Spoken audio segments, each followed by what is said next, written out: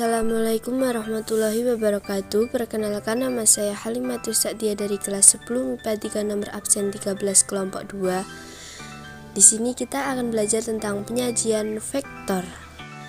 Nah, di sini sudah ada masalah satu ataupun sudah ada sebuah bacaan. Mari kita pahami terlebih dahulu.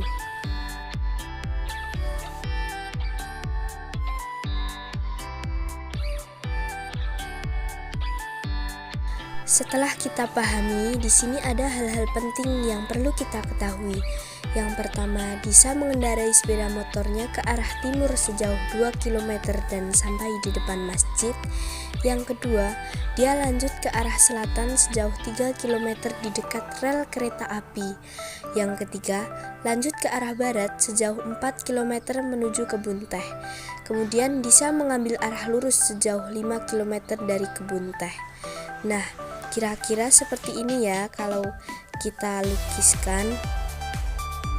Pergeseran dari A ke B dapat ditulis huruf tebal dengan di atas ada tanda panah dan bisa dibaca ruas garis berarah AB.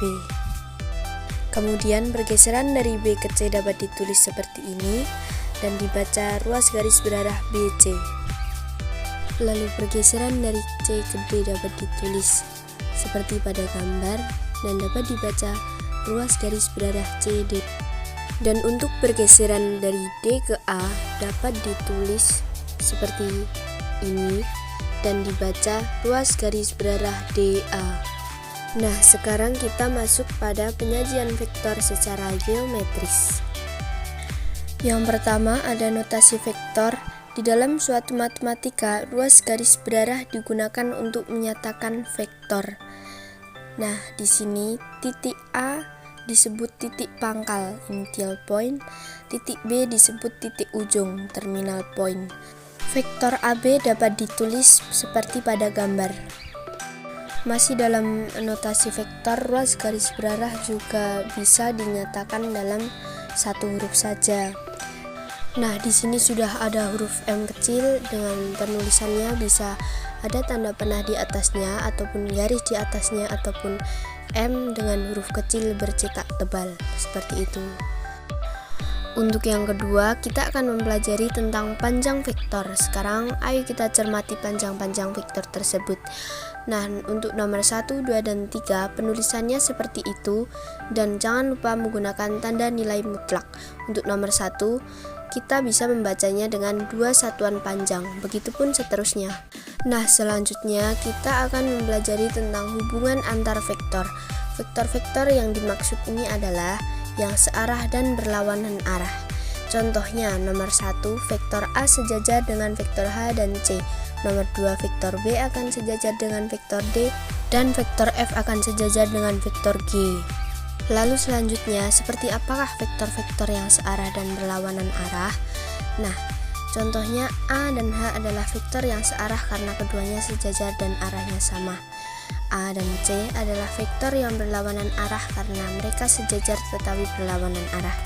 C dan H adalah vektor yang berlawanan arah karena keduanya berlawanan arah. B dan D adalah vektor yang searah karena keduanya arahnya sama. F dan G adalah vektor yang berlawanan arah karena satu ke arah utara dan satu ke arah selatan. Kurang lebihnya seperti itu ya teman-teman. Berikutnya ada vektor-vektor yang tidak sejajar. Maksudnya tidak searah dan tidak pula berlawanan arah. Kita bisa menyebutnya vektor-vektor yang berbeda. Contohnya, di sini bisa kita lihat vektor A, B, E, dan F adalah vektor yang berbeda. Yang kedua, kita bisa katakan vektor E, D, dan G berbeda arahnya. Seperti itu ya. Untuk selanjutnya kita ke kesamaan dua vektor. Kesamaan dua vektor yaitu vektor-vektor yang sama. Syaratnya ada dua, arah dan panjang dari vektor tersebut harus sama. Nah, di sini sudah disediakan ada gambar vektor-vektor serta keterangannya. Ada vektor A sama dengan 6 satuan panjang, vektor B 7 satuan panjang, dan seterusnya. Nah, di sini kita lihat contohnya. A dan C adalah vektor yang sama karena panjang dan arah keduanya sama. A 6 satuan panjang dan C 6 satuan panjang. Sekarang kita lihat untuk arah keduanya juga sama, seperti itu. Untuk B dan N adalah dua vektor yang tidak sama meskipun panjang keduanya sama, tetapi arahnya berbeda. Selanjutnya D dan K adalah dua vektor yang tidak sama meskipun arah keduanya sama, tetapi panjangnya berbeda. Nah, untuk yang terakhir, D dan M adalah vektor yang tidak sama karena meskipun panjang keduanya sama tetapi tidak sejajar atau arahnya berbeda. Seperti itu ya. Nah, itulah konsep untuk vektor yang sama. Di sini kita punya dua syarat. Jika diketahui A dan B dikatakan dua vektor yang sama jika memenuhi syarat berikut. Yang pertama, panjang vektor A sama dengan panjang vektor B. Nah, yang kedua, arah vektor A dan arah vektor B harus sama.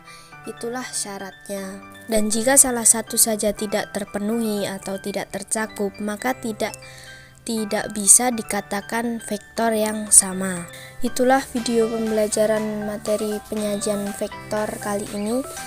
Apabila ada kesalahan dari segi kata ataupun bahasa, saya mohon maaf yang sebesar-besarnya. Saya akhiri, wassalamualaikum warahmatullahi wabarakatuh.